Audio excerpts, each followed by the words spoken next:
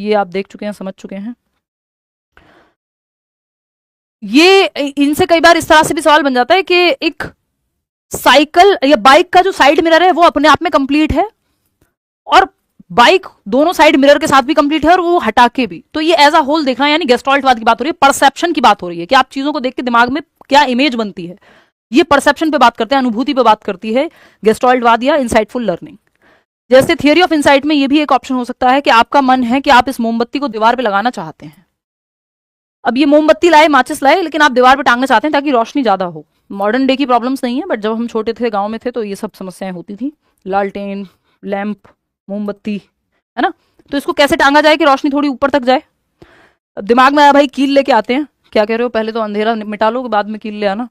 कील लेके आते हैं, इसको लगाया और ये बॉक्स का इस्तेमाल करते हैं, मैच बॉक्स का निकाल करके इसको माचिस के इसमें से, और यहाँ पे कील के साथ लगा देते हैं।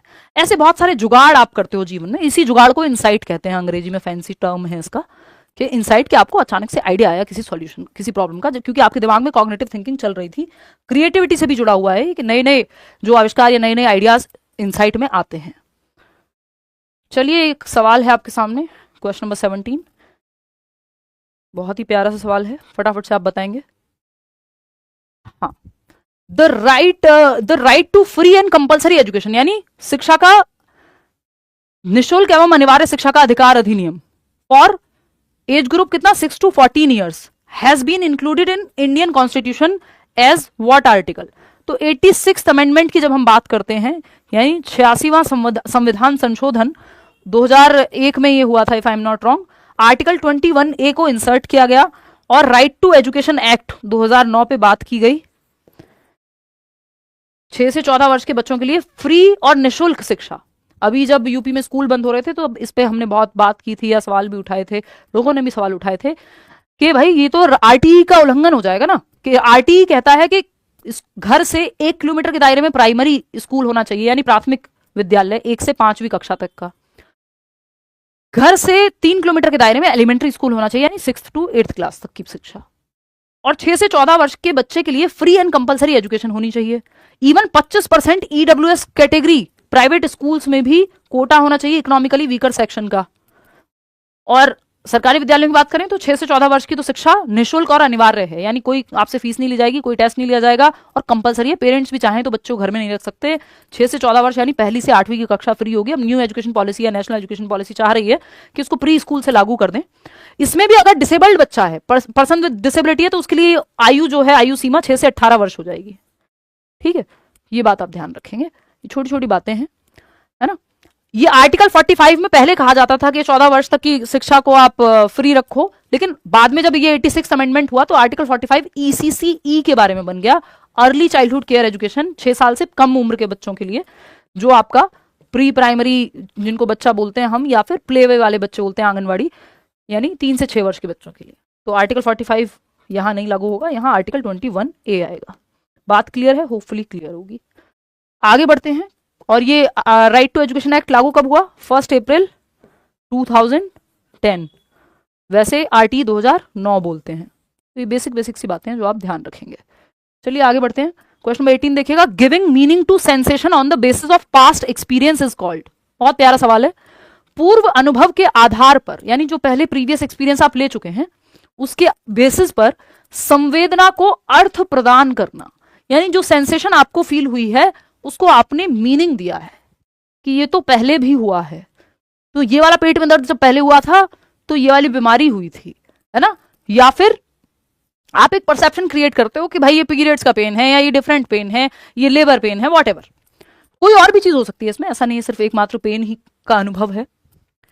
कि गिविंग मीनिंग टू सेंसेशन, जो भी सेंसेशन है, अब वो प्लेजरेबल सेंसेशन हो सकती है, पेनफुल सेंसेशन हो सकती है ना, अनुभूति या संवेदना, उसको आप मीनिंग दे रहे हैं पास्ट एक्सपीरियंस के आधार पे। आपको पता है जलने का सेंसेशन कैसा होता है, तो आपको पता है जिस तरह का सेंसेशन हुआ है उस बेसिस पे आप कहेंगे। जैसे आप डॉक्टर के पास जाते हैं, आपको समझ नहीं आ रहा किस तरह का दर्द आपको है, तो आपको डॉक्टर ऐसा लग रहा है जैसे पिन चुभ हो रहा हो कोई। अब ये क्या है, ये आपने अपनी सेंसेशन को एक मीनिंग प्रदान किया, यानी ये आपका परसेप्शन है। डॉक्टर की मेडिकल लैंग्वेज में उसको कुछ और बोलते होंगे।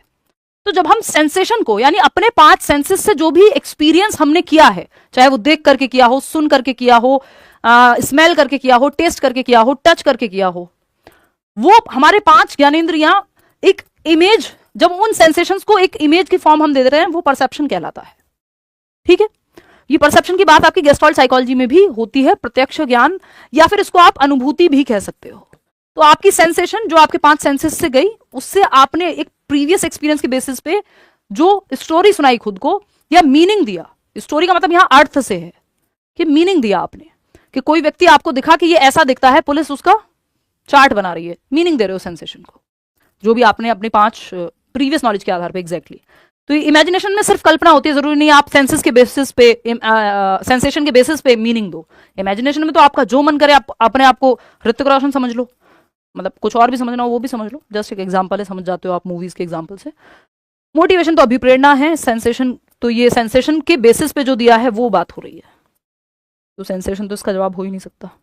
क्वेश्चन नंबर 19 देखिएगा, अकॉर्डिंग टू मैकडूगल, ये इंस्टिंक्ट पे भी सवाल कई बार आया हुआ है, रिसेंट जो पेपर हुआ है उसमें नहीं आया 21 वाले में, लेकिन क्योंकि प्रीवियसली आया हुआ है तो यू नेवर नो कब आ जाए, तो थोड़ा सा बस ये क्वेश्चन समझ में आ जाएगा, इतना ही है, इसमें कोई बहुत ज्यादा नहीं है।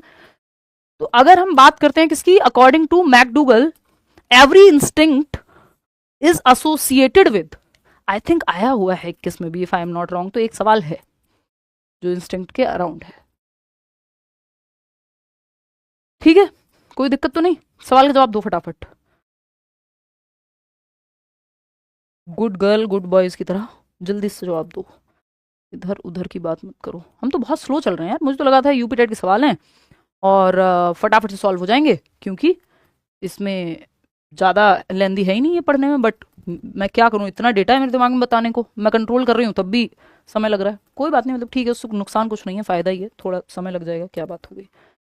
अकॉर्डिंग टू मैकडूगल, मैकडूगल के अकॉर्डिंग एवरी इंस्टिंक्ट, हर एक मूल प्रवृत्ति, देखिए मैकडूगल एक व्यक्ति हैं जिन्होंने इंस्टिंक्ट और इमोशन पे काम किया है, इन्होंने 14 इंस्टिंक्ट्स बताए हैं ह्यूमंस में, 14 मूल प्रवृत्तियां होती हैं, उन 14 हर एक 14 से, यानी हर एक मूल प्रवृत्ति से एक इमोशन संवेग जुड़ा होता है।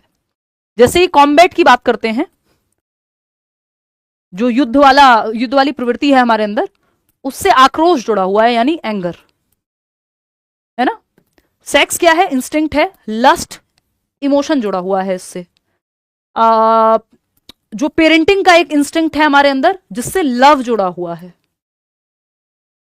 आप उल्टा सोच रहे होंगे, वैसे नहीं होता, ठीक है। कहना क्या चाहते हैं कवि कौन है यहाँ पे, मैकडूगल, वो कह रहे हैं हमारे अंदर इंस्टिंक्ट क्या होता है, मूल प्रवृत्ति है, सारे ऑर्गेनिजम्स में होता है, सिर्फ ह्यूमंस में नहीं होता, सभी जीवों में इंस्टिंक्ट पाए जाते हैं।